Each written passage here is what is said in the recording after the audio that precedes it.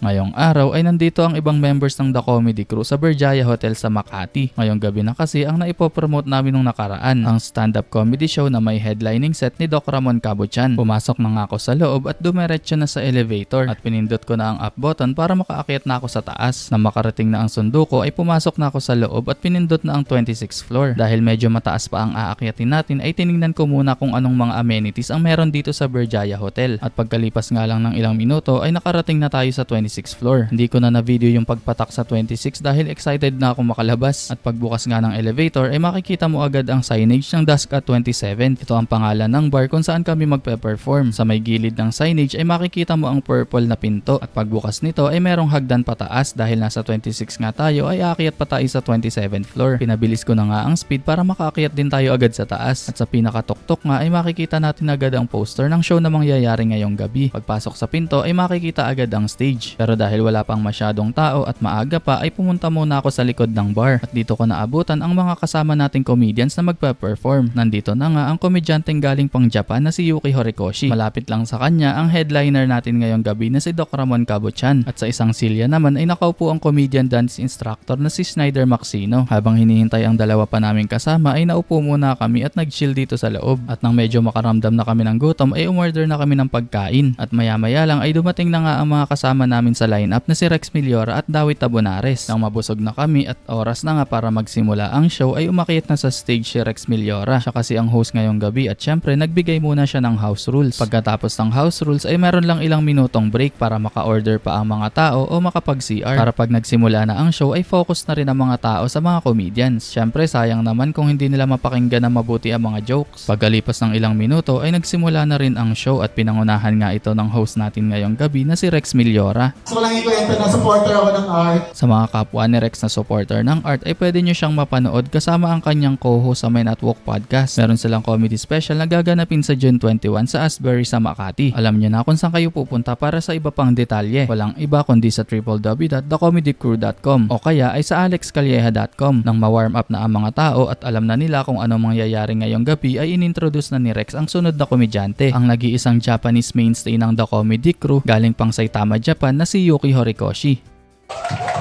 Maganda kami po! Maganda kami po! Salamat po! Salamat po!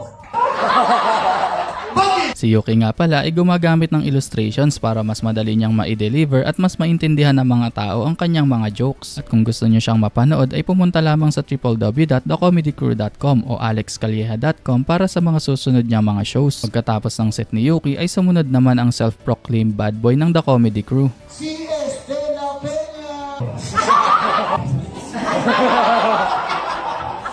Kung paano naging bad boy ang ganito kalumanay magsalita ay malalaman ninyo kapag napanood nyo kami sa mga susunod naming shows na ang mga detalye ay makikita sa www.thecomedycrew.com o alexcalleja.com. Pagkatapos ng aking set ay sumunod naman ang kalahati ng Men at Walk podcast na si Dawit Tabonares. Hindi ko yata na video ang set niya kaya ipopromote ko na lang ang kanilang comedy special sa Asbury sa June 21. Bili na kayo ng ticket para mapanood nyo ang mga host ng Men at Walk podcast na mag-stand-up comedy. Para makabili ng ticket at para sa iba pang detalye ay pumunta lamang sa www.thecomedycrew.com o alexcalleja.com. Pagkatapos ng set ni Dawit ay sumunod naman ang dancer comedian na si Schneider Maxino. Malay nyo, turuan pa kayo ni Schneider ng mga steps kapag nanood kayo sa mga sunod niyang shows. Alam nyo na kung saan pupunta sa www.thecomedycrew.com o alexcalleja.com. Pagkatapos ng set ni Schneider ay inintroduce na ni Rex ang sunod na comedian. Let's all welcome our headliner for tonight, Doc Ramon Cabuchan!